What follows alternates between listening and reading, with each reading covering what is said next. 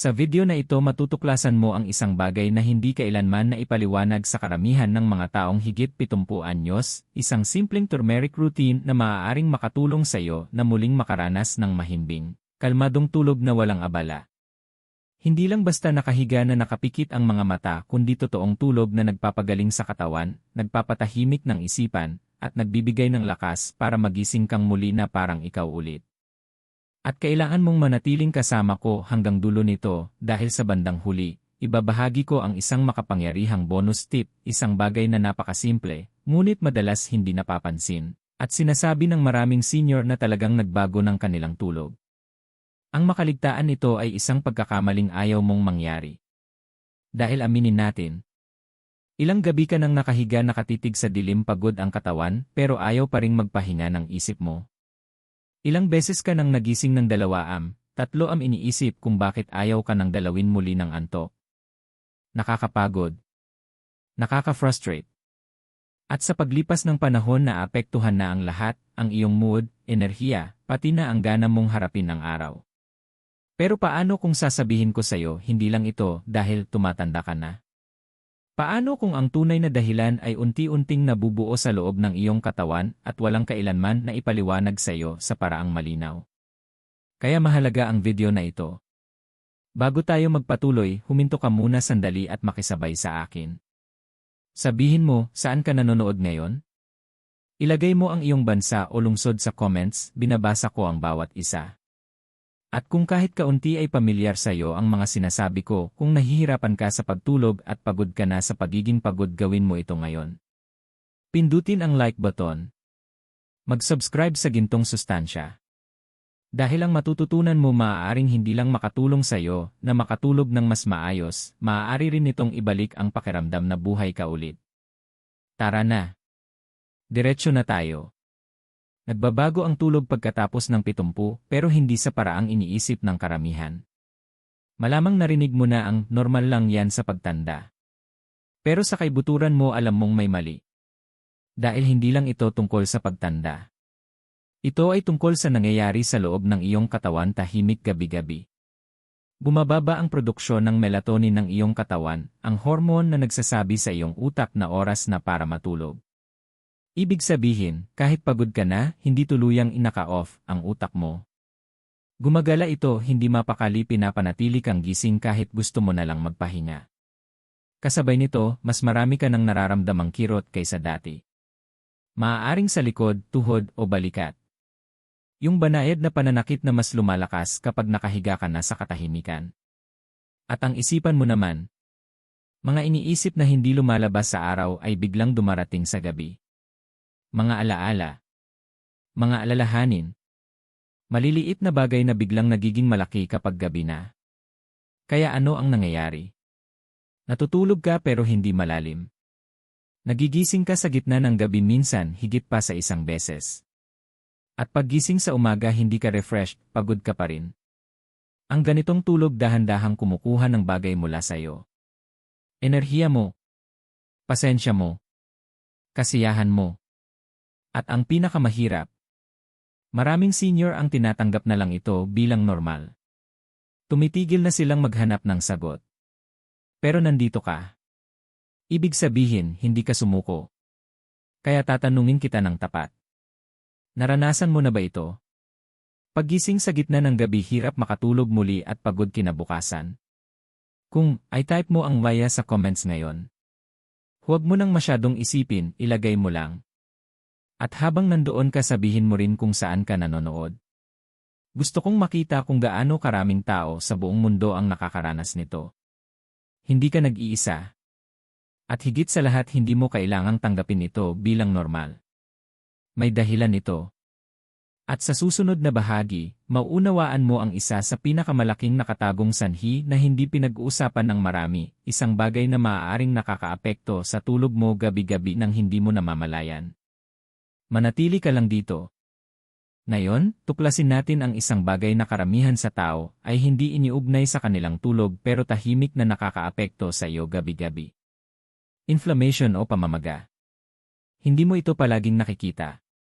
Hindi mo rin ito laging nararamdaman ng malinaw. Pero nariyan ito dahan-dahang naiipon sa loob ng iyong katawan. At pagkatapos ng 70 lalo pa itong lumalakas. Lumilitaw ito sa maliliit na paraan sa simula, kaunting paninigas paggising mo sa umaga, kaunting pananakit sa mga kasukasuan, kaunting discomfort na hindi mo naman dati nararanasan.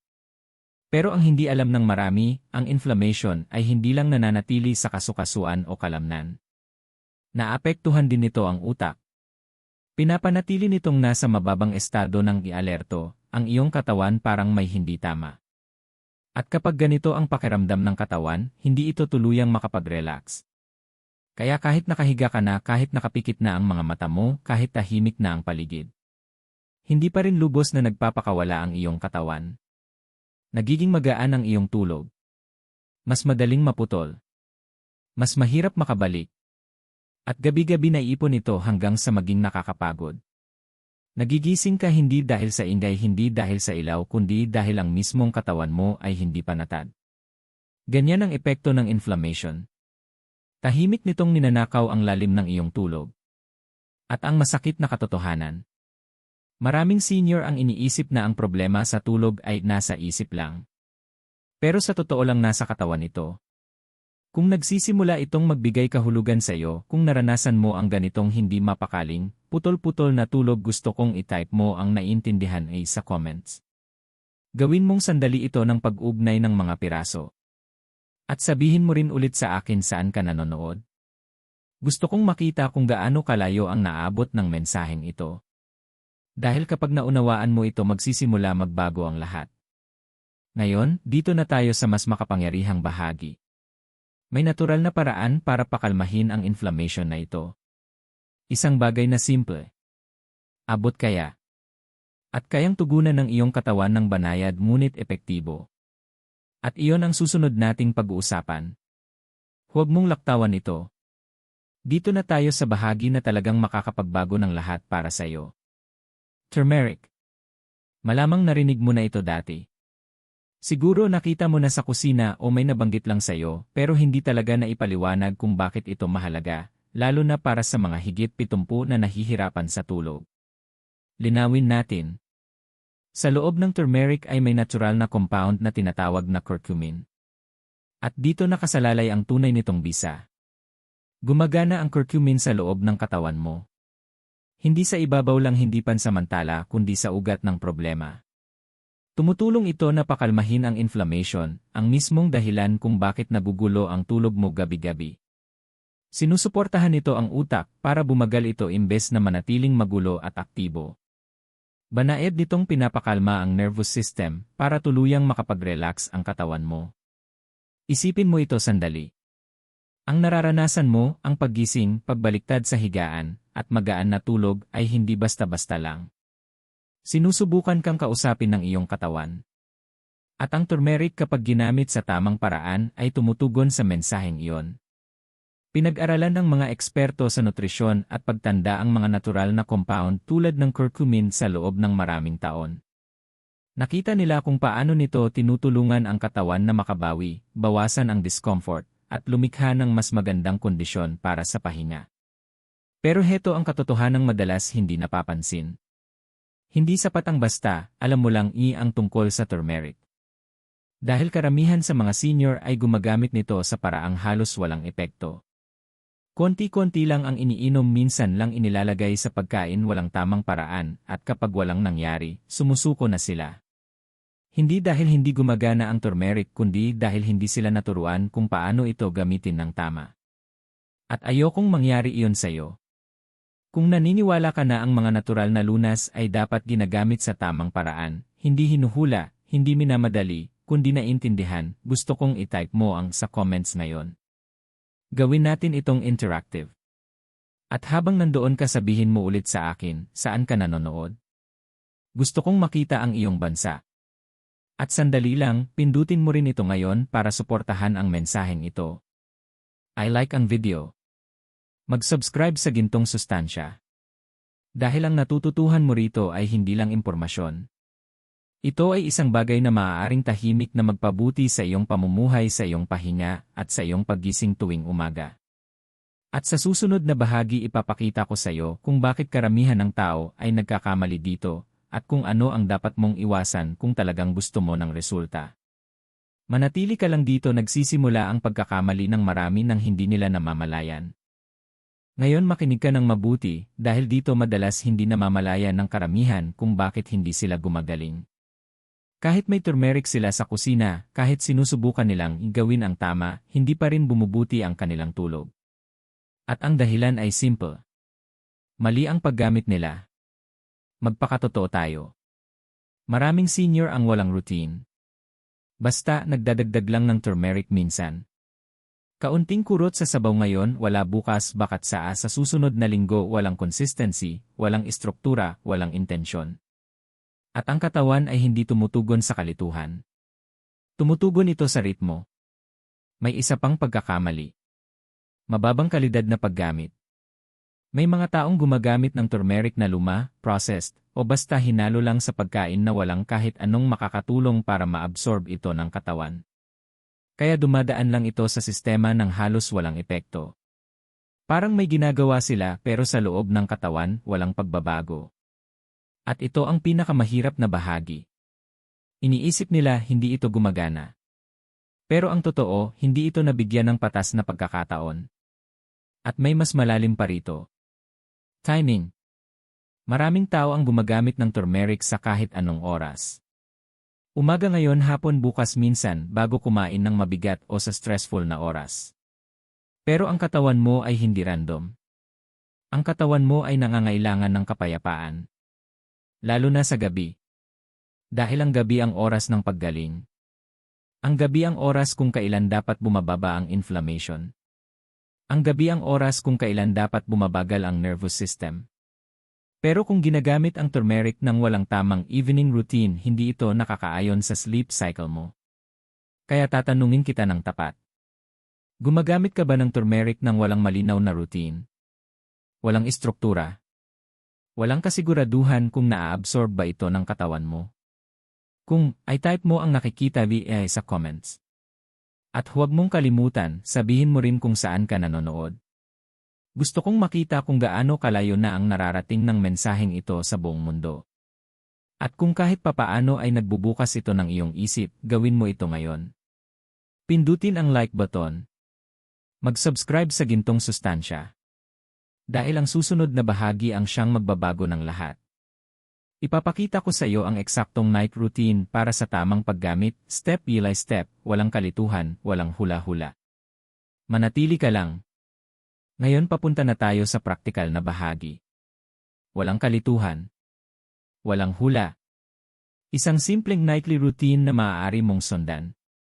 Ganito mo sisimulang gamitin ang turmeric sa paraang naiintindihan ng iyong katawan, lalo na kung ikaw ay higit 70 at hirap sa putol-putol na tulog. Una, timing. Napakahalaga nito.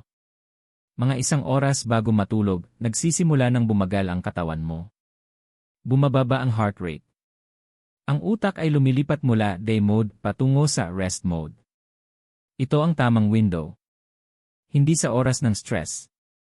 Hindi sa oras ng gawain. Hindi basta-basta sa buong araw.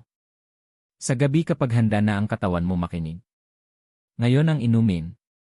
Kumuha ng 1 tasa ng maligambam na gatas, o kung gusto mo, plant-based na alternatibo. Maligambam, hindi kumukulo. Nakakapagpakalma, hindi mabigat.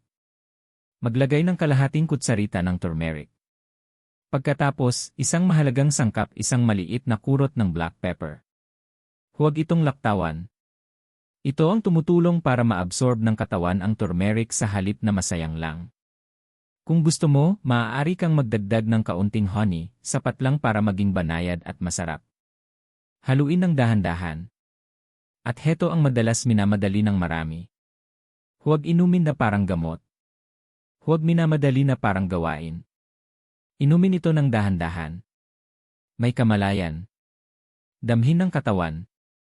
Dahil sa edad na ito, ang paggaling ay hindi lang tungkol sa kung ano ang iniinom mo kundi kung paano mo ito iniinom. Pagkatapos uminom, huwag agad bumalik sa aktibidad. Huwag agad kunin ang phone. Huwag agad mag-isip tungkol sa bukas.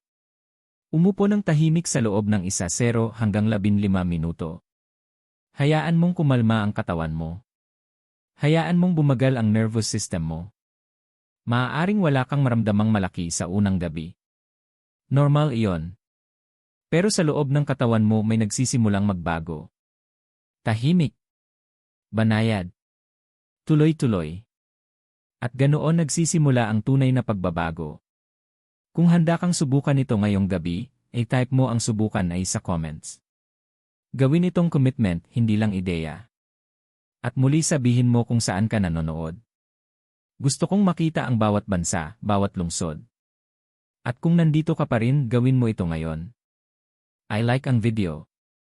Mag-subscribe sa Gintong Sustansya. Dahil sa susunod na bahagi, ipapakita ko sa iyo ang isang bagay na mas mahalaga pa kaysa sa mismong inumin, isang maliit na bagay na madalas hindi pinapansin, pero may kakayahang makaapekto ng malaki sa kalidad ng iyong tulog. Ngayon, pagtuunan mo ng mabuti ang pansin, dahil dito madalas nawawala ng karamihan ang buong benepisyo ng turmeric nang hindi nila namamalayan. Black pepper. Mukhang simple lang. Parang napakaliit para maging mahalaga. Pero sa totoo lang, isa ito sa pinakamahalagang susi sa buong routine na ito. Ganito ang nangyayari sa loob ng katawan mo. Ang turmeric mag-isa ay makapangyarihan, pero nahihirapan ang katawan mong i-absorb ito ng buo. Karamihan dito ay dumadaan lang sa sistema at nasasayang. Kaya kahit umiinom ka, maaaring mahina lang ang epekto nito sa tulog at inflammation. Pero kapag nagdagdag ka ng kahit maliit na kurot ng black pepper, may kakaibang nangyayari. Biglang mas nagiging epektibo ang pag-absorb ng katawan mo sa turmeric. Hindi lang kaunti ang pagbuti kundi malaking pagbabago. Ang maliit na kurot na iyon ay tumutulong i-activate ang compound sa turmeric para mas matagal itong manatili sa katawan mo at makarating talaga sa mga bahagi na kailangang gumaling, ang kasukasuan, utak, at nervous system. At dito madalas may mga taong nakakaranas ng hindi inaasahang ginhawa. Dahil kapag humuhupa ang inflammation, nagsisimulang mag-relax ang katawan sa paraang matagal na nitong hindi nararamdaman. Mas kaunting tensyon. Mas kaunting hindi mapakaling pakiramdam. Mas magaan na pakiramdam kapag humihiga sa gabi.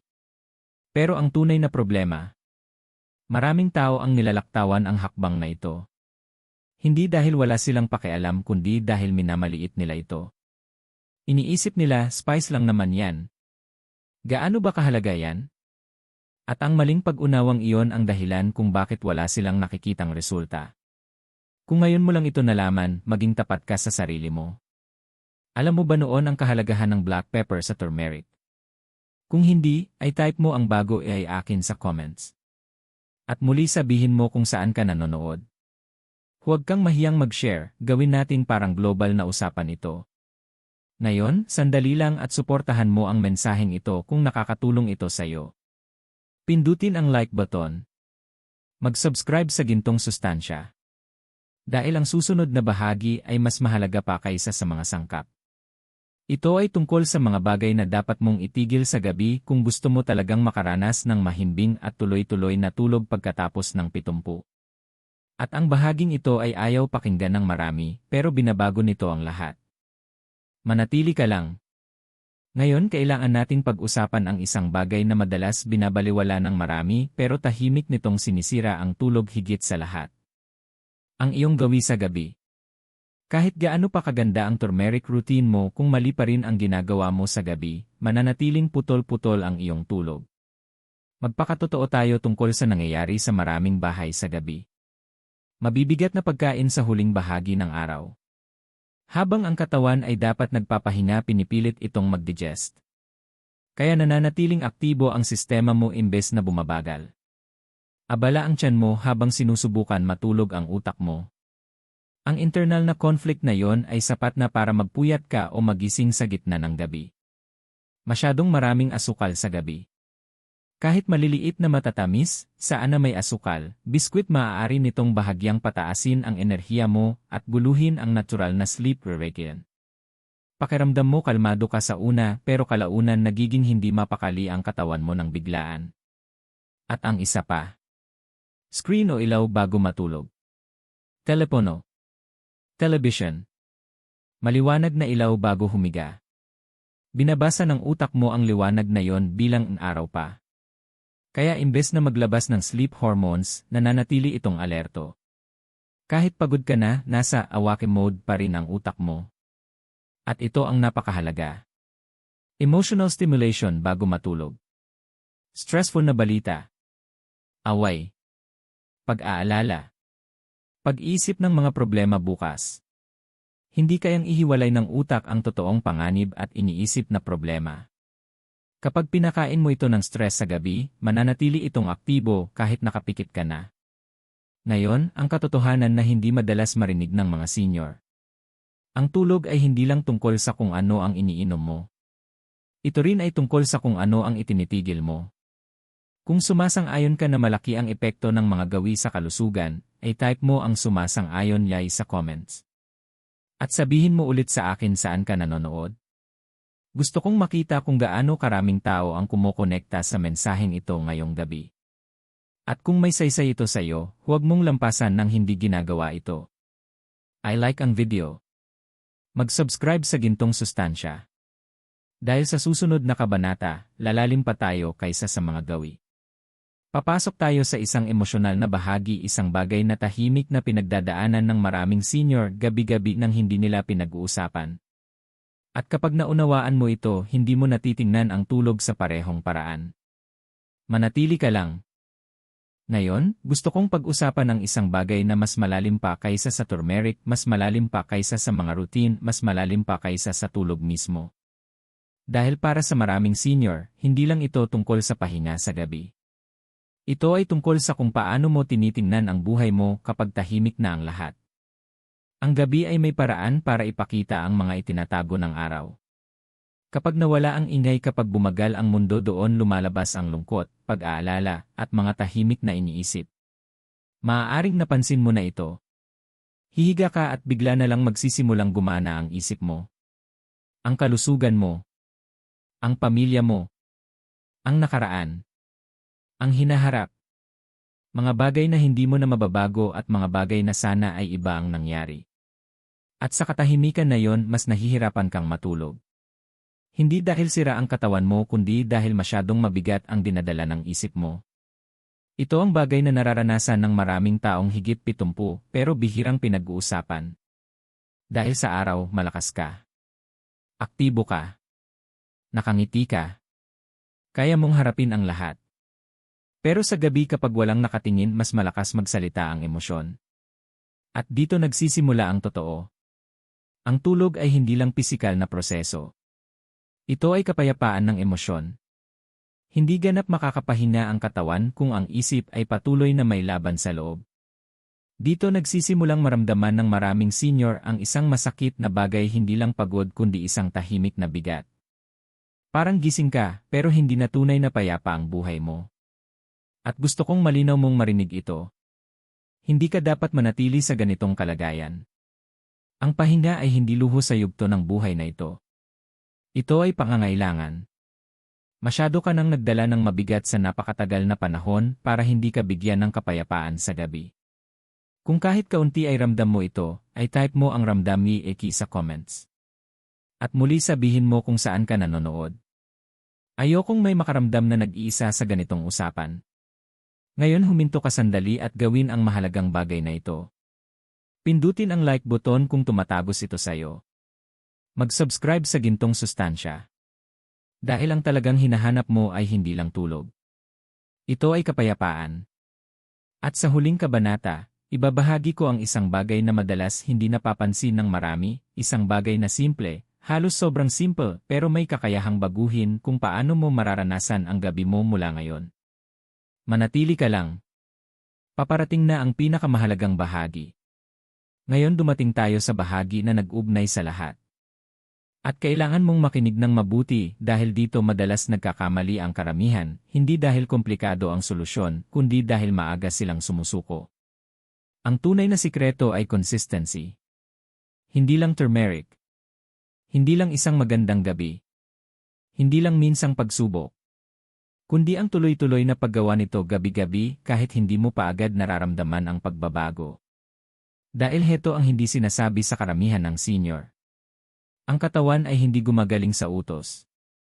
Gumagaling ito sa pag-uulit. Gabi-gabi, kapag sinunod mo ang mahinahong routine, natututunan ng iyong sistema na may pattern. Natututo itong magtiwala na ligtas ng bumagal. Na ligtas ng magpahinga. Na pwede na ulit matulog ng malalim. At dahan-dahan halos hindi mo mapapansin sa simula. Hindi ka na madalas magising. Mas humahaba ang tulog mo. Mas gumagaan ang umaga mo. Mas bumababa ang bigat ng katawan mo. Pero mangyayari lang ito kapag naging consistent ka. Hindi perpekto kundi consistent. Kahit sa gabing pagod ka. Kahit sa gabing distracted ka. Kahit sa gabing isipin mong baka hindi ito gumagana. Doon mismo kadalasan sumusuko ang tao. Pero ang mga nagpapatuloy, ang mga nananatili sa proseso, sila ang nakakaranas ng tunay na pagbabago. Makinig kang mabuti. Bigyan mo ang katawan mo ng hindi bababa sa 7 hanggang 14 na araw. Hindi dahil mabagal ang turmeric kundi dahil matagal nang hindi balanse ang sistema mo. Kailangan ito ng oras para mag-reset. Para lumambot. Para bumalik sa natural na ritmo. At habang ginagawa mo ito, mahalagang mapansin mo ito. Ang maliliit na pagbabago ay mahalaga. Baka isang beses ka nalang magising imbes na 3. Baka mas mabilis kang makatulog. Baka mas kalmado ang pakiramdam mo sa gabi. Iyon ay progreso. Huwag mong balewalain. Dahil ang paggaling ay madalas nagsisimula ng tahimik bago ito maging halata. Ngayon, bago tayo magtapos, gusto kong gumawa ka ng maliit na commitment kasama ko. Kung talagang magsisimula ka ngayong gabi, type mo ang magsisimula ngayong gabi sa comments. Gawin mo itong desisyon, hindi lang ideya. At sabihin mo ulit sa akin saan ka nanonood. Gusto kong makita ang bawat lugar na representado dito. At kung nakatulong sa iyo ang video na ito, huwag kang aalis nang hindi ginagawa ito. I like ang video. Mag-subscribe sa Gintong Sustansya. Dahil ang tulog mo ay hindi lang tungkol sa pahinga. Ito ay tungkol sa kung paano mo isinasabuhay ang natitirang bahagi ng iyong buhay. At marahil ang pinakamagagandang gabi mo ay paparating pa lang.